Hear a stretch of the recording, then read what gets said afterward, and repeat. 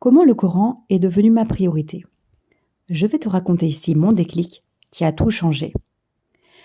J'ai débuté son apprentissage il y a 5 ans, sans vraiment savoir à l'époque où cela m'amènerait, et j'étais même à 1000 lieues de l'imaginer.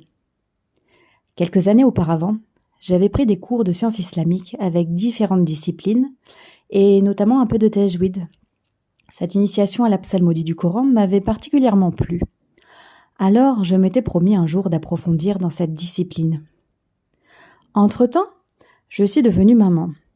Et passé mes premières années de maternité, je m'inscris à mes premiers cours de Coran dans la mosquée de mon quartier. Comme je le disais, je n'avais à ce moment-là aucun objectif. Pour moi, ces cours, c'était une brique de plus dans mon apprentissage de la religion. Comme je suis de base d'un naturel assidu, je prends l'habitude d'ouvrir mon Coran 2 fois par semaine environ pour préparer le cours suivant.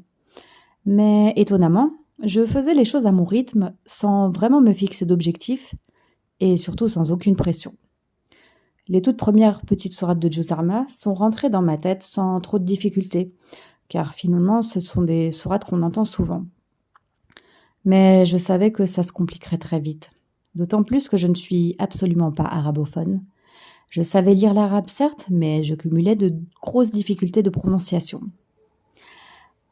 Là où certains peuvent redouter des sourates réputées longues et difficiles, à mon stade à moi, Juz Amma était en lui seul comparable à une vaste forêt inconnue. Une forêt de montagne avec ses sommets à atteindre. Et depuis le début, j'avais en ligne de mire la sourate Al-Bayyina. Pour moi, c'était mon premier grand sommet, car elle était nettement plus longue que toutes les petites sourates que j'avais apprises jusque-là.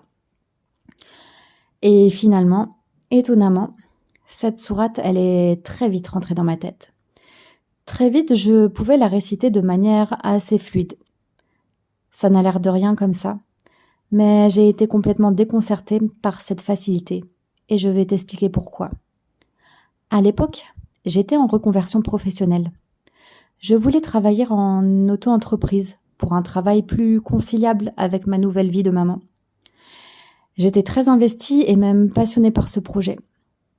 Sur le papier, ça peut paraître bien, mais en fait, il accaparait littéralement mon temps et mon esprit. J'essayais de forcer les choses en surexploitant mon temps et mon énergie. Et je me revois toutes ces fois où j'étais présente physiquement avec mes enfants, mais complètement ailleurs à la fois, obnubilée à l'idée de faire avancer ce projet. J'étais partout et nulle part à la fois, et c'était beaucoup de stress. Je ne me respectais pas. Je ne me fixais aucune limite et le quotidien était compliqué. Mais avec la sourate Al-Bayyina, j'ai eu le sentiment, entre guillemets, que le Coran s'était montré bienveillant avec moi. J'avais le sentiment d'avoir fait preuve de bienveillance envers moi-même. Que Allah m'avait accordé une sérénité dans mon apprentissage. Avec la sourate Al-Bayyina, je réalise que je n'ai pas besoin d'être aussi dur envers moi-même pour réaliser des choses pouvant sembler ambitieuses. Car le vrai effort que j'ai fourni pour parvenir à l'apprentissage de cette sourate, finalement, c'est simplement la régularité.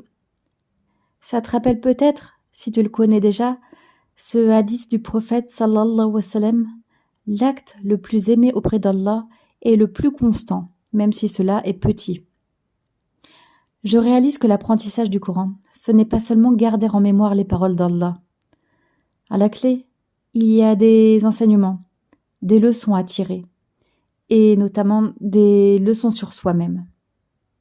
Et à vrai dire, j'ai été encore plus troublée en découvrant que la sourate qui m'avait finalement mise face à moi-même, cette sourate qui m'avait prouvé certaines choses sur moi-même, son titre, loin d'être anodin, en français, elle se traduit par « la preuve évidente ».